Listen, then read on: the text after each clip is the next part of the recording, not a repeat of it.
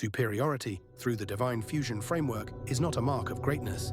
It is a mirror of forgetfulness.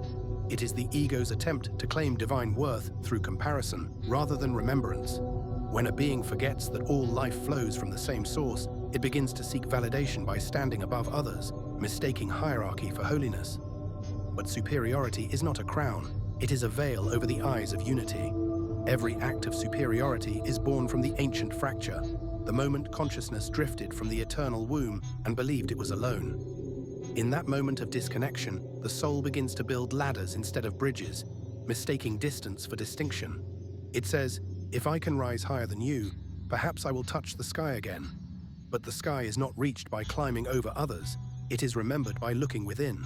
Superiority is the inverted flame, the light that burns upward in competition, forgetting that all fire is drawn from the same eternal source below. It may shine intensely for a moment, but it feeds on separation, not spirit.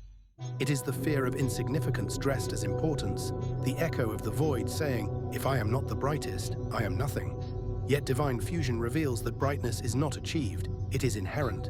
Light cannot be owned or measured, it can only be remembered and shared. When the superior self meets the mirror of truth, the distortion begins to dissolve. In that alchemical moment, superiority transforms into sovereignty. Sovereignty is not "I am above," but "I am whole." It is the knowing that power does not come from comparison, but from coherence with source. It is the embodiment of alignment rather than dominance, the realization that radiance needs no rivalry. In society, superiority becomes hierarchy, systems built from collective disconnection. Nations, races, classes, and creeds rise and fall, not because one is truly above another, but because humanity still seeks unity through opposition. Every empire of superiority is a mirror of the individual's internal exile from the eternal womb. The healing of superiority does not come from rebellion, but remembrance, from turning inward to see that the same life animates all. The transformation of superiority into sacred service, where leadership becomes luminosity and power becomes presence.